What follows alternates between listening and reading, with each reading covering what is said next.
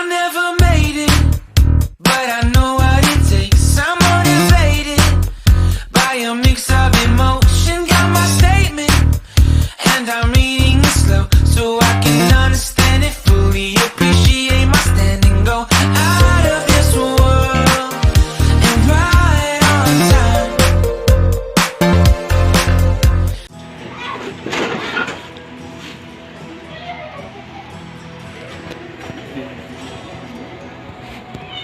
Ayan, nakapag-restock na lang kami ng tatlong case ng tatlong klase ng soft drinks.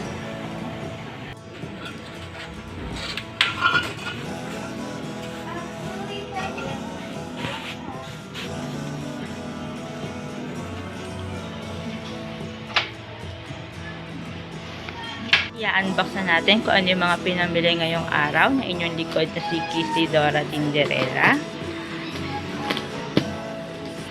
So, lagi nating binibisita ang ating pamilihan dahil kailangan hindi tayo maubusan ng stock sa ating tindahan.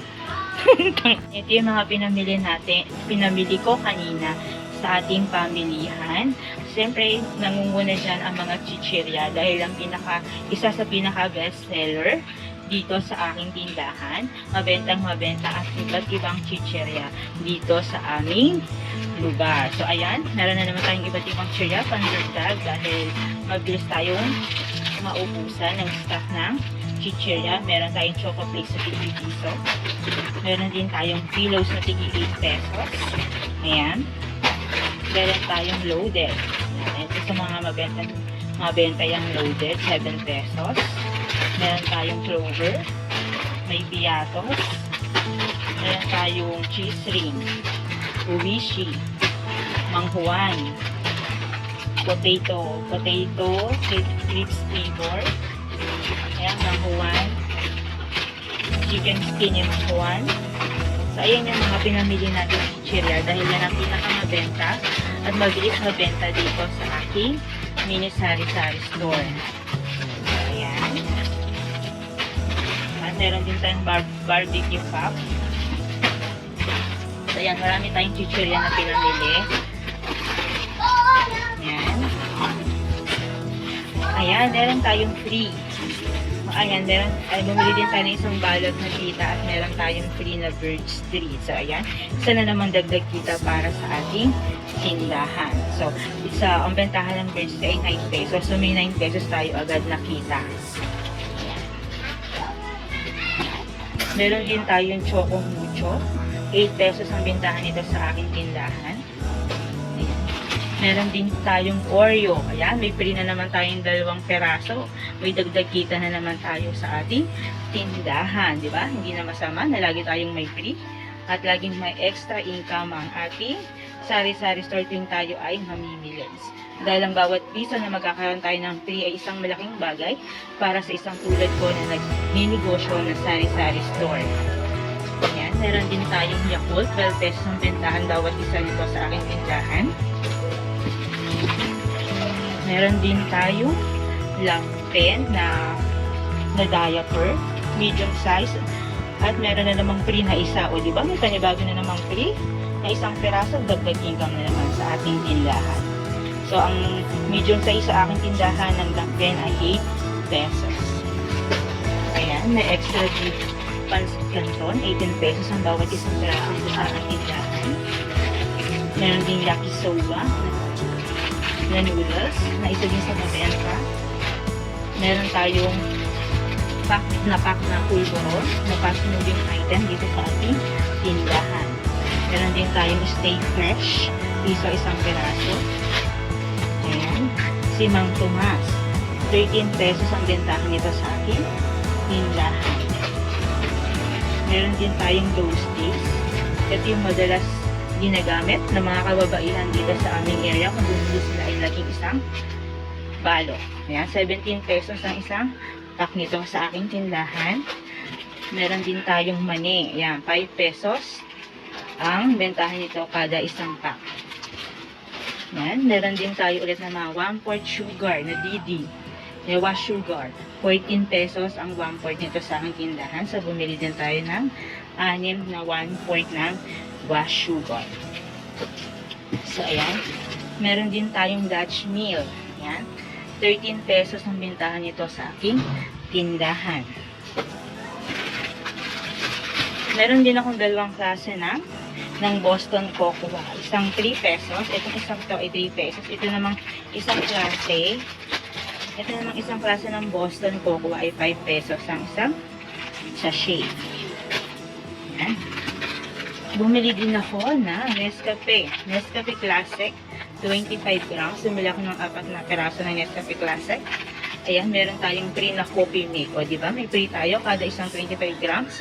May 9 grams na coffee milk tayong free. Dagdag kita na naman sa ating tindahan. It's 4 pesos ang bawat isang peraso ng coffee milk. So, meron tayo agad kita na 16 pesos. Ayan, meron tayong langka, candy. Meron din tayo isang Birch Tree Choco. 9 pesos ang bentahan nito sa aking tindahan. Ayan, may dato puti patis. 15 pesos. Ito din ay mabenta sa mga kabataan. Yung Mr. Yema, piso isang peraso. Meron din tayong honey bar, 2 pesos ang isang peraso. Yan, may crispy fried fish tayo. Ayan. Ito yung bagong bago na ititinda ko dito sa aking tindahan. Kaya mamaya i-check natin kung magkano natin ibibenta ang crispy fry. Bumili ako ng 4 na peraso ng crispy fry para i-try natin kung magiging mabenta ito sa aking mini sari-sari store. Meron din tayong Vita Cubes, isa sa mabenta sa mga kabataan dahil ito ay masarap. Meron din tayong mga plastic. Yan, ito ay binibenta ko din sa aking tindahan. 10 pesos ang isang balot. Yan, meron din tayong Energen Champion. Yan, meron ng twin pack ang Energen Champion. Ito ay bago na aking ititinda sa aking tindahan. So, mamaya i-check natin kung magkano ba natin pwedeng ibenta itong Energen Champion sa ating tindahan. So, please comment below kung magkano nyo binibenta ang Energen Champion sa inyong tindahan. Meron tayong Birch Tree 45. Ayan. Meron tayong Birch Tree 45 150 grams. 40 pesos ang bentahan nito sa aking tindahan. Ayan. Meron din tayong Beer Brand Choco. 11 pesos ang bentahan nito sa aking tindahan. May Lucky Me Chicken. May Lucky Me Chicken. Ayan. May Nesty. 20 pesos sa akin. So, may iba't iba tayong Nissan Ramen Spicy Hot Beef. Spicy Seafood. Ayan, Nissan Ramen Seafood. Spicy Seafood. Nissan Ramen Chicken. Lahat yan ay meron tayong klase ng mga noodles. Ang bentahan niya yung tindahan ko ay 13 pesos. Ayan, meron tayong Indomie Goreng. Ito yung Indonesian noodles. Masarap din tong noodles na ito. Ang bentahan nito ay 13 pesos. At ito pa, meron tayong Gray Taste White. May 5 plus 1 free. So, may free na naman tayo. May dagdag kita na naman tayo sa ating sari-sari store. So, ang isang pack ng Gray Taste ay 12 pesos. So, may extra 12 pesos na naman tayong kita dito sa ating tindahan. So, bumili ako ng 3 pack ng 5 plus 1. So, meron na tayong 36 pesos na extra income na naman at dagdag kita dito sa ating sari-sari store. Meron din tayong Cobra Green. 24 pesos ang bentahan nito sa aking tindahan bawat isang peraso. Meron din tayong C2 Apple. 14 pesos ko binibenta ang C2. Ayan, ito yung bago sa aking paninda. Ang Sweet and Sour Roll. Ayan, ang Sweet and Sour Roll, 5 pesos.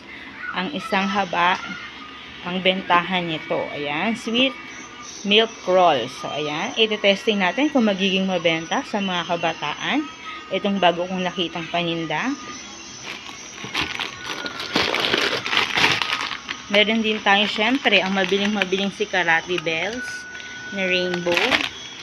Meron din Karate Bells cola. Meron din Karate Bells sour. So, ayan yung mga pinamili natin. Syempre, ito mabentang-mabenta ang bubbles. Ang bubbles na yan ay piso isang peraso. Ito isa sa mabenta sa mga kabataan. Bubbles bubble gum. Ayan. Ayan. Meron din tayong Century Tuna Flakes in Oil. Ayan. 43 pesos ang bentahan ko nito sa aking tindahan. Ayan. Ito ang CDO Luncheon Meat. 80 pesos ko binibenta. Ang ganito kalaki. Ang 353 grams. Meron din tayong CDO Carne Norte. Ito naman ay 49 pesos. Meron din tayong Alaska Evaporada, 29 pesos. Meron din tayong 555 sardines, 20 pesos. So, ayan. Meron din tayong Pure Food Chinese Style Luncheon Meat. Ayan. Isa sa mga hindi naman fast moving tong luncheon meat, pero may mga ilang mga customer na naghahanap ng ganitong produkto, kaya ako nag-avail na rin ako. So, para pag pumunta sa akin sila sa aking tindahan, ay meron ako sa kanilang ibibigay. Nating tandaan, sa larangan ng pagninegosyo ng sari-sari store ay bawal ang tatamad-tamad na mamili. Dahil kung tayo ay tamad-tamad mamili, ay wala tayong ibibenta sa ating mga customer. So, magiging tendency, tatamadin din si customer pumunta sa ating sari-sari store. Kaya, tuloy-tuloy ang pagsusumikap mga kaibigan ko. So, hanggang dito na lang muna ang aking may share sa inyong lahat. Maraming salamat po sa panonood ng aking munting video. At maraming din salamat po sa lahat na nag-subscribe sa aking munting channel.